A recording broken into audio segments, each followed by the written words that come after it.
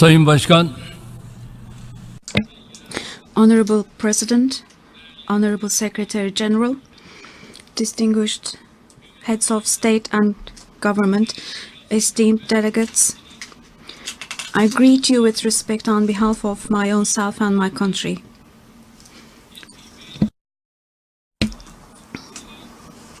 I would like to thank Mr. Peter Thompson for his successful work over the past year as he was the president of the 71st session of the UN General Assembly. And I also would like to congratulate Mr. Miroslav Lajčák, who has taken over the presidency of the General Assembly this year. I hope that this year's session of the General Assembly, convening with the theme of focusing on people striving for peace and a decent life for all on a sustainable planet, will bring goodness to all of the world's peoples. Honorable President, esteemed delegates, unfortunately, global peace and stability have regressed further since our meeting in this hall last year. We continue to see the ugly face of terrorism and of war in different corners of the world. Terrorists, who are fed by the environment of conflicts, continue their acts, spreading them across different regions. We are anxiously observing the violent actions of radical currents converging on xenophobia, cultural racism, and animosity against Islam. The most effective way of reversing this negative outlook would be to engage in a sincere cooperation here under this roof. We need to develop a new perspective to promote world peace. No crisis, no threat can possibly be resolved by leaving it to play out on its own. We all have to shoulder responsibility for a safer and more prosperous world. It is with this understanding that Turkey is pursuing an enterprising and humanitarian foreign policy. Honorable Mr. President, esteemed delegates, the Syrian conflict entered its 7th year. This conflict has created deep wounds in the country, the region, and the whole world as well. In Syria, a whole civilization is being annihilated, together with civilians and innocent children. Destroying this country and being fed by instability and oppression, terrorism now spreads like a cancer across borders. The people of Syria who took action demanding democracy, freedom, justice, and a bright future were unfortunately left alone by the international community. Turkey could not remain indifferent to this tragedy of these people, whom we see as our brothers and sisters, regardless of their origin or creed, and to whom we are connected with deep historical ties.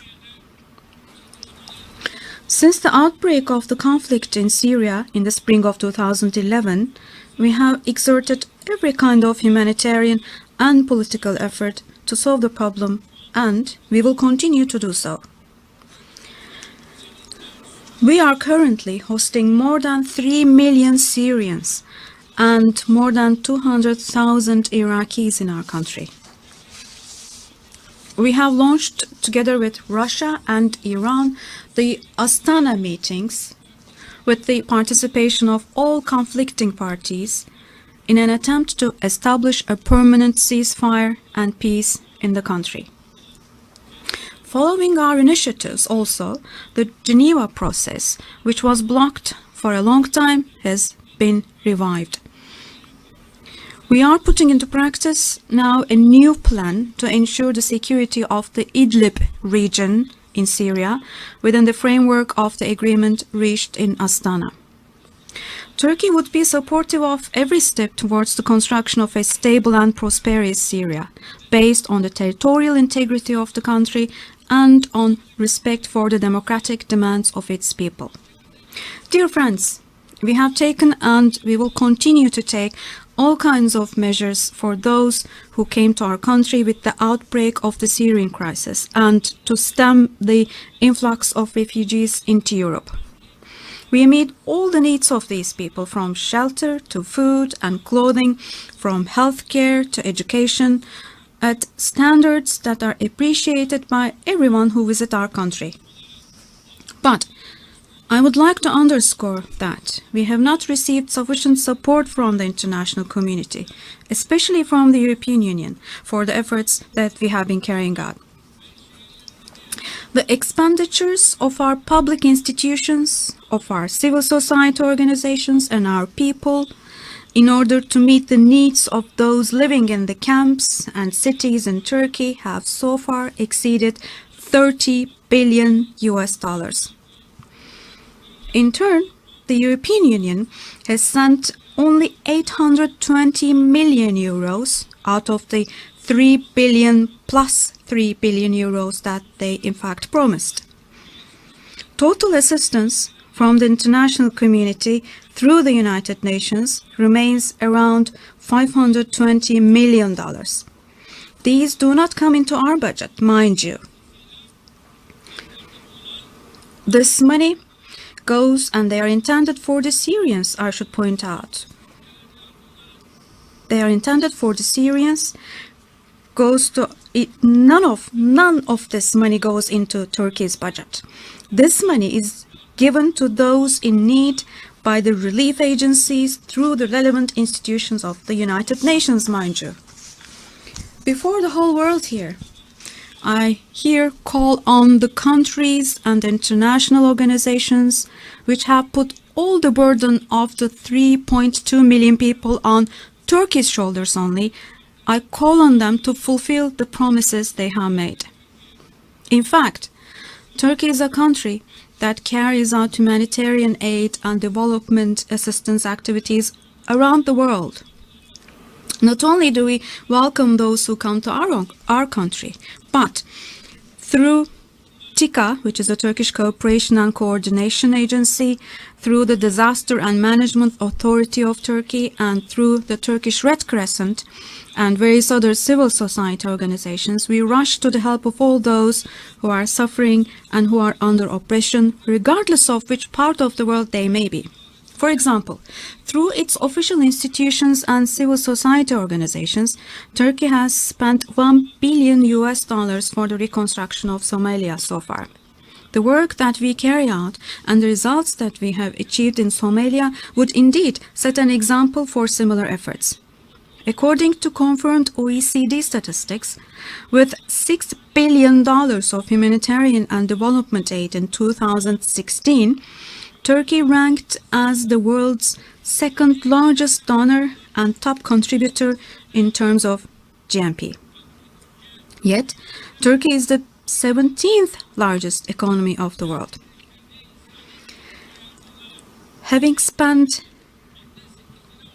0.8% of its national income for humanitarian assistance, Turkey is one of the 6 countries that could meet the UN target. So, as you see, Turkey is working real hard towards a sustainable world, which is the main message of this General Assembly. And we will continue in the coming days with the same consideration in mind. Honorable Mr. President, esteemed delegates, Turkey is engaged in an intensive fight against the bloody terrorist organizations of the region, such as Daesh and PKK, nourished by the instability in Syria and Iraq. Additionally, our fight against the FETÖ terrorist organization, which attempted to change the legitimate and democratic regime of Turkey by a bloody coup, is also ongoing. We have recovered 243 residential areas and a land which is larger than 2,000 square kilometers, thanks to the Operation Euphrates Shield, initiated in Syria following the attacks of Daesh on our borders. We have neutralized almost 3,000 Daesh militants during that operation. Around 100,000 Syrians returned to and resettled in the region that we cleaned up from the terrorists. The Operation Euphrates Shield is the single greatest accomplishment against Daesh since its occupation of the region. I must highlight the following fact in your presence. Most of the groups and forces claiming to fight against Daesh in the region, in fact, have no such real purpose. These groups and forces use Daesh as a pretext to just realize their own agendas. The efforts by PYD, YPG to change the demographic structure in the regions it has captured, to seize the property of the people, to kill or exile the ones who stand against it, all of these things form a crime against humanity. If the fight against Daesh is not conducted on a legitimate basis, it would be unavoidable for the world to come under the threat of a new Daesh-like entity. Similar approaches exist in Iran as well. Iraq also needs the compromises to be reached on the basis of territorial integrity and the realization of the ideals to build a common future. Steps such as demands for independence that can cause new crises and conflicts in the region must be avoided. We here call on the Iraqi Kurdish regional government to abort the initiative that they have launched in that direction. Ignoring the clear and determined stance of Turkey in this matter may lead to a process that shall deprive the Iraqi Kurdish regional government even the opportunities they currently enjoy. We all should work on building tranquility, peace, security, and stability in the region instead of sparking new conflicts. Esteemed Mr. President, dear delegates, besides Syria and Iraq, we are also closely following the regions such as Libya and Yemen, where terrorist organizations are trying to establish influence. International community's support to the legitimate government in Libya shall contribute significantly to the stability of the country. It should be kept in mind that if the mistakes made in Syria and Iraq are repeated in Libya, then that will expose the whole world, particularly Europe, to much greater threats. Another issue that Turkey lays delicate emphasis on is the immediate resolution of the conflict which has erupted in the Gulf region. We believe that the sanctions negatively affecting the living conditions of the Qatari people should first of all be lifted. We support the mediation efforts of the Emir of Kuwait, Sheikh Sabah, for the resolution of the crisis. Our hope is that these efforts would yield a positive result. We also hope that Saudi Arabia, whom we see as the elder brother of the Gulf region, would show a sincere will for the resolution of this issue.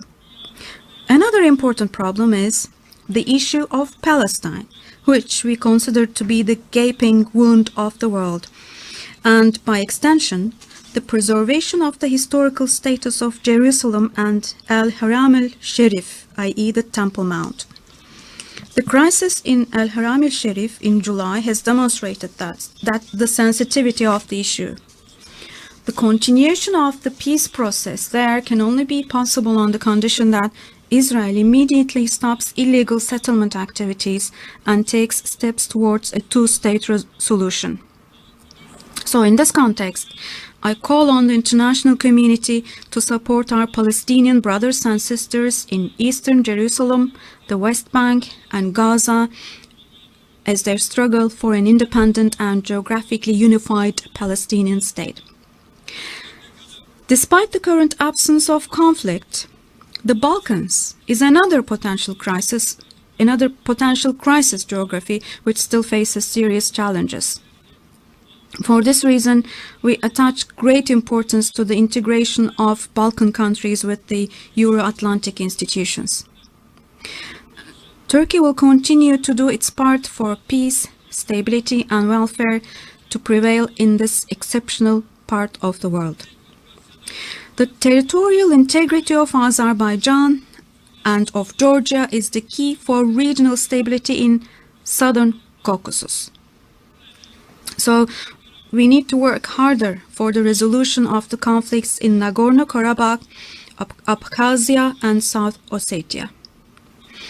We should never forget that each crisis that we ignore today has the potential to spark a regional and even a global crisis tomorrow. In this framework, I would also like to underline that we are against all sorts of nuclear weapons, which have come to increasingly occupy the world agenda in recent days.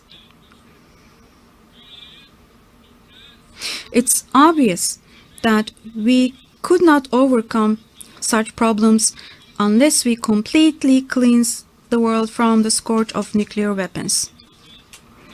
We are saddened by the fact that the comprehensive negotiation process, started in 2008, has ended due to the incomprehensible stance of the Greek Cypriots. We will do our best to ensure that the natural resources discovered in the Eastern Mediterranean in recent years will serve the peace, stability, and welfare of the region. We are ready to consider proposals for a solution that respect the rights of Turkish Cypriots. Esteemed Mr. President, dear delegates, while struggling with all these global and regional problems, our world was shocked once again by the sad news that we received from Myanmar a few weeks ago.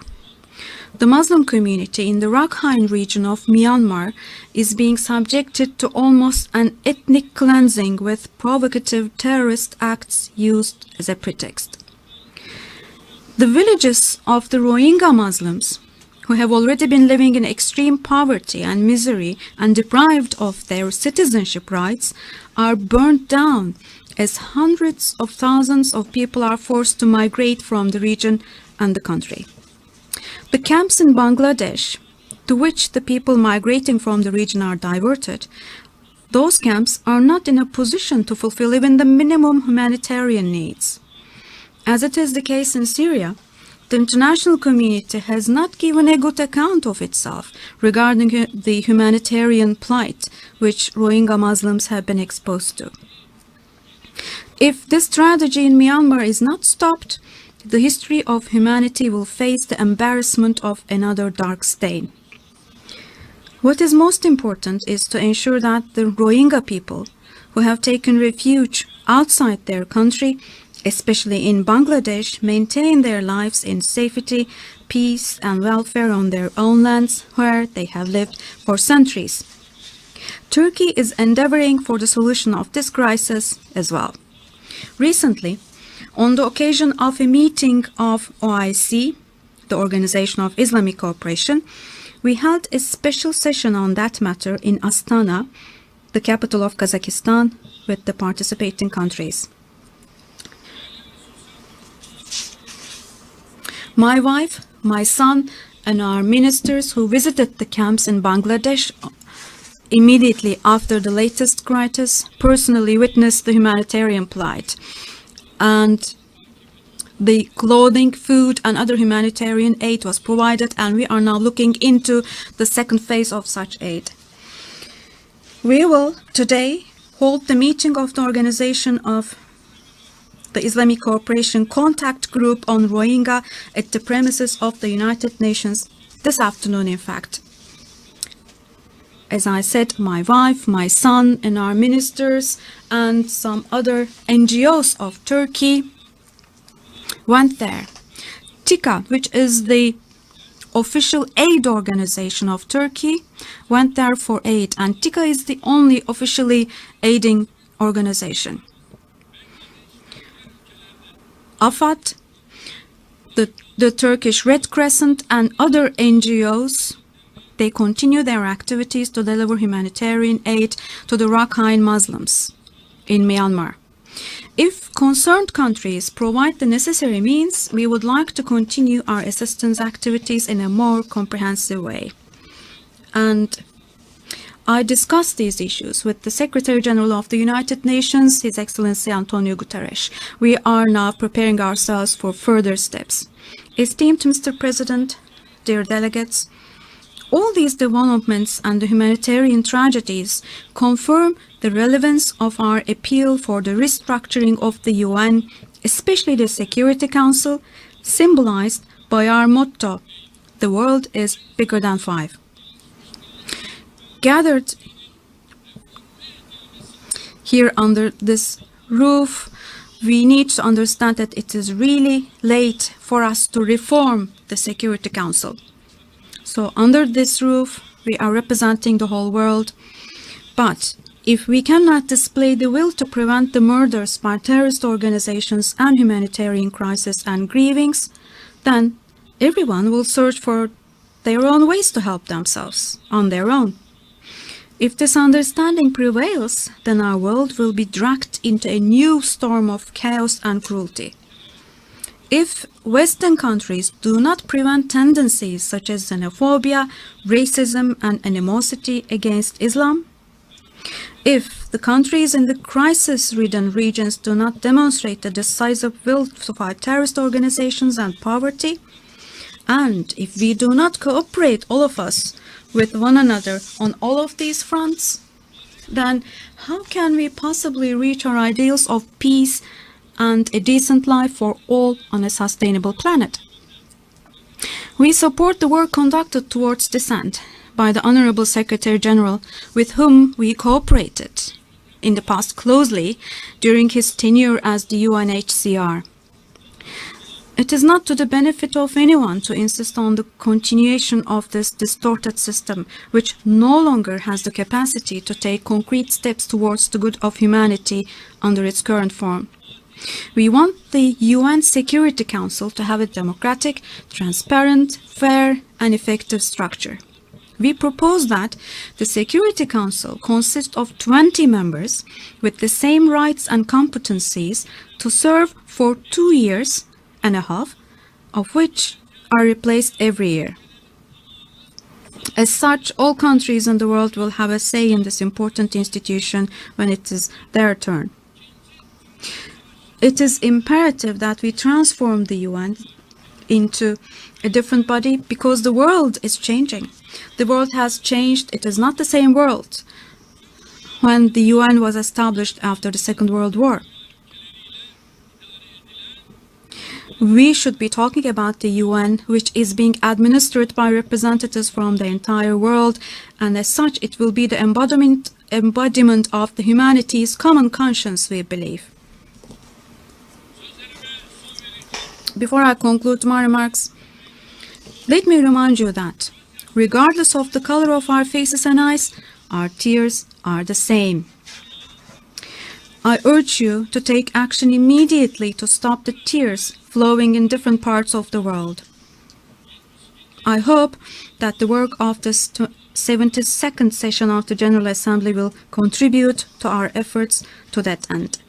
With these thoughts, I salute with amity and respect all countries and peoples represented under this roof at this joint Parliament of Humanity. On my own behalf and on behalf of my country, my greetings to you all. God bless you. On behalf of the General Assembly, I wish to thank the President of the Republic of Turkey for the statement just made. May I request representatives to remain seated while we greet the Head of State.